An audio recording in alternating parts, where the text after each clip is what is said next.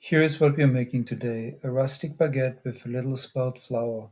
It has a crisp golden crust, a soft inside, and it's baked on a hot stone, with a cover to help create that beautiful crust. Today I'm making a rustic baguette with a little bit of spelt flour. It's a bit different from my everyday bread, which is simpler and quicker. This one takes more time because I'm giving the dough extra folds, rest, and shaping. I'm also baking it on a hot stone and covering it at the start.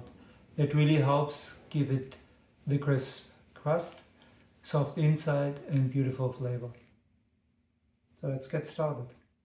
I like to start in this glass bowl so you can really see the first steps. I'm adding the yeast. So we adding 1.5 teaspoons of yeast.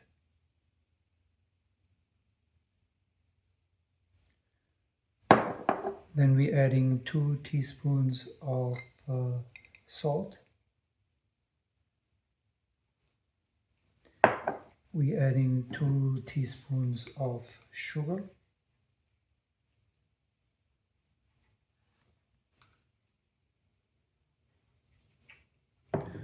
Now we're mixing this up slightly, and then we let it sit for 5 to 8 minutes. So I just use active dry yeast. That's it. And then you can see the blooming process when we wait for this. So while we're waiting for the yeast, what we're doing is we're preparing the flour. So we need 450 grams of white flour, and then I have 100 grams of spelt flour.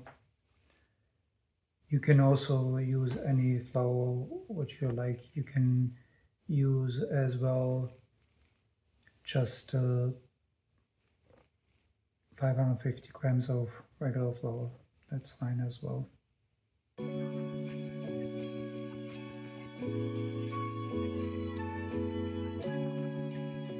So now we're adding the 10 grams of olive oil.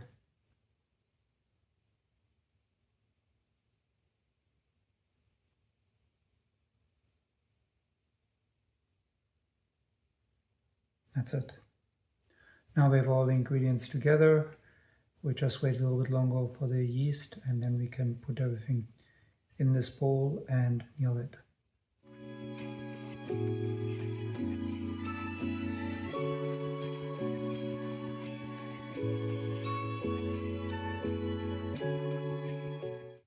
As you can see, the dough looks perfect now. What I'm going to do is I'm going to let it rest for 10 minutes, and then we're going to start our first folding process. So the dough is finished. What I'm going to do now is put a little bit of olive oil in my hands so that the hands don't stick to the dough.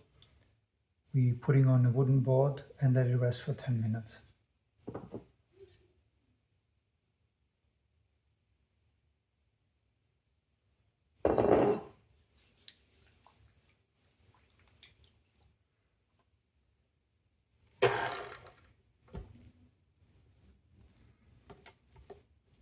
Some people like to use flour, other people like to use water. I prefer olive oil. Olive oil feels nice on your hand. The dough won't stick then, and also the dough won't stick to anything else. As you can see, that's nice. Okay.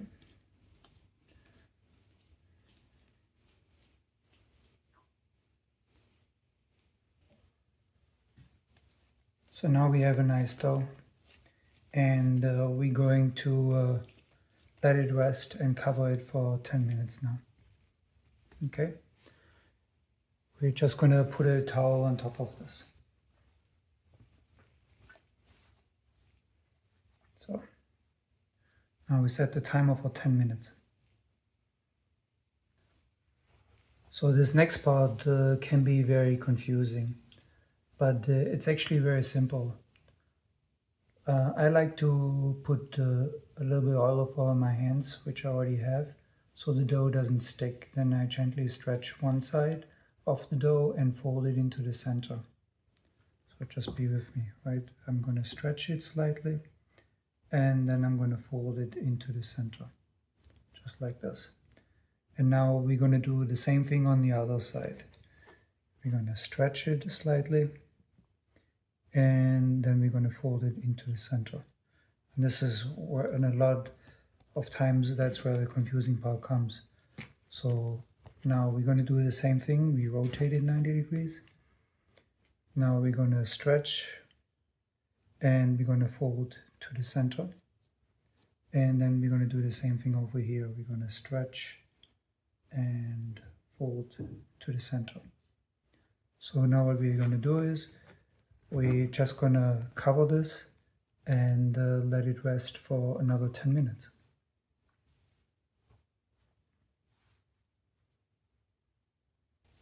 So now we're doing our second fold, and the same principle as before.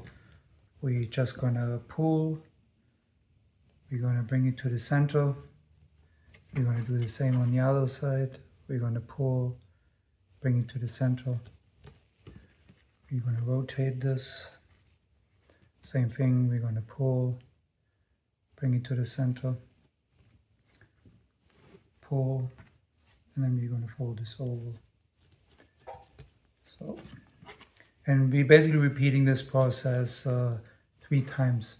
So now we have done it 2 times.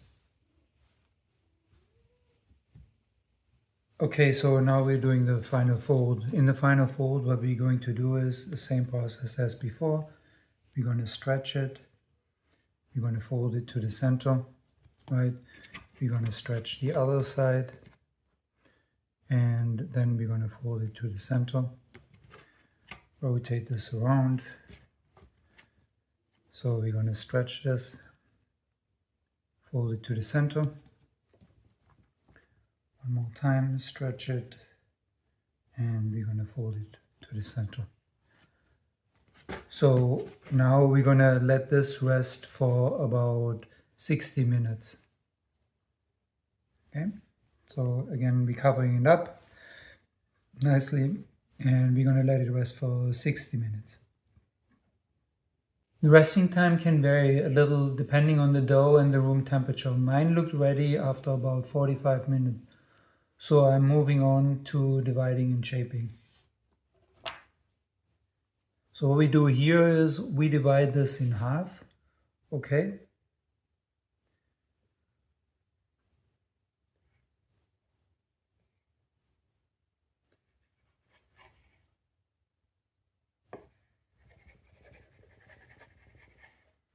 That's it. And then we basically pre-shape them.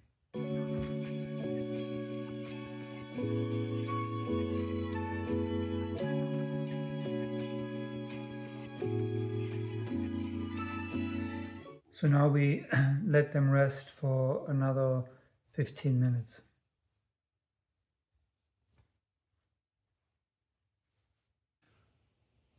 So I did let them rest for 15 minutes, and we are putting them now onto parchment paper, because from the parchment paper I can easily transfer it then onto the stone baker, which we're going to preheat in the oven at 480 Fahrenheit. Okay, let's put them onto the parchment paper for the final shape.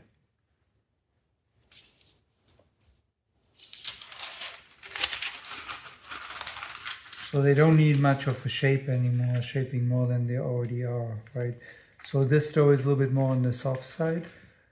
So therefore there is not a lot of shaping required for this. They're already almost in the perfect size. So more or less what I'm going to do here is I'm going to transfer them like so. And I'm going to do the same thing with the other one. Put the parchment paper there and just transfer this one over then as well.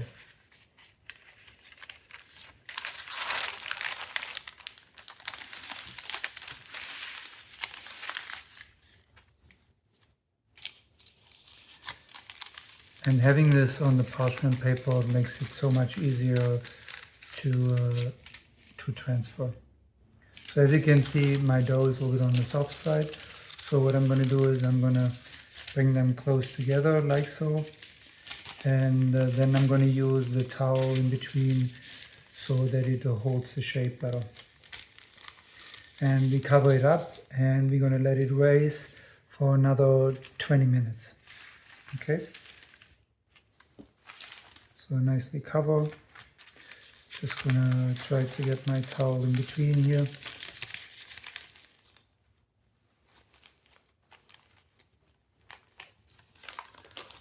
In the parchment paper.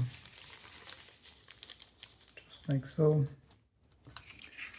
You can roll this over. Put this over there.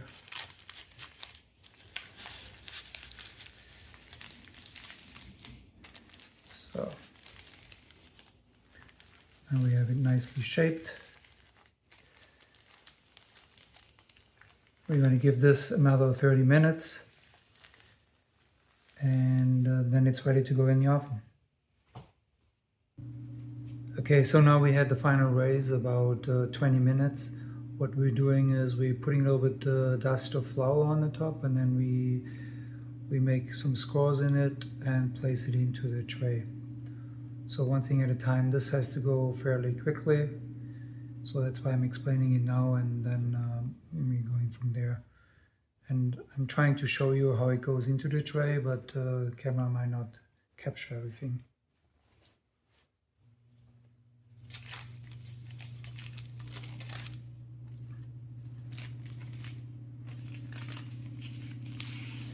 Okay, so we're going to do a light dust here with flour.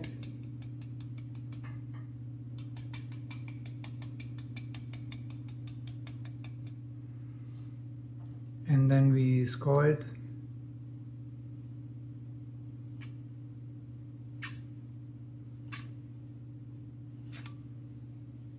So now I'm gonna take off the cover and then I'm placing them inside.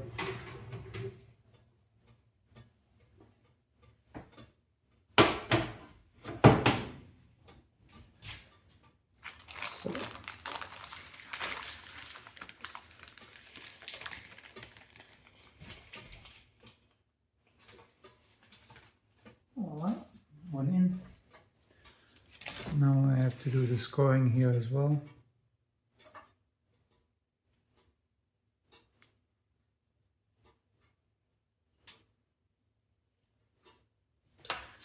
And then again we're gonna lift this up.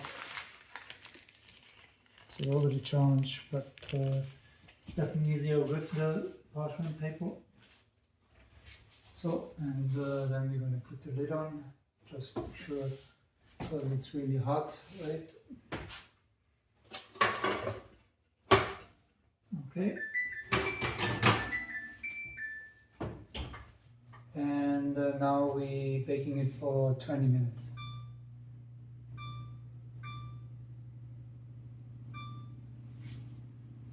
There you go. So it has been baking covered for 20 minutes now. I'm taking the lid off for the last few minutes. This is where the crust can really dry out, turn golden and become nice and crisp.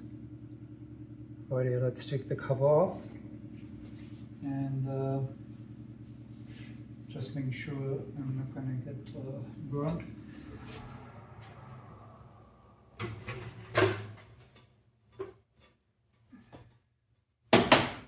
You can see they look nice, and now we're just going to give it a little bit color.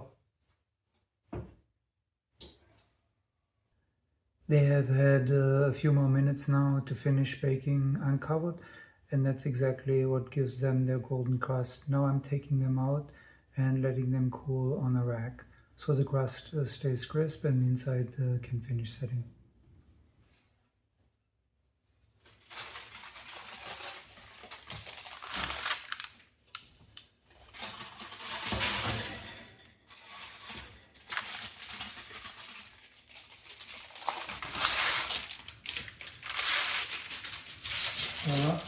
There you go. nice and crisp. And then we're going to try them out later when they cooled off. I have let the bread cool for 30 minutes so that the inside can finish setting properly. Now let's cut into it and see how it turned out.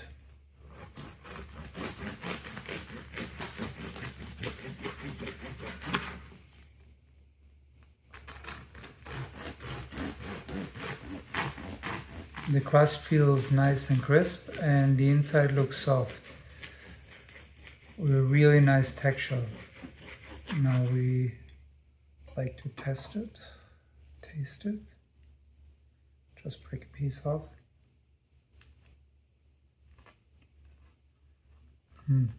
It's really yummy. Nice and soft on the inside and very crisp on the outside. That's how it should be.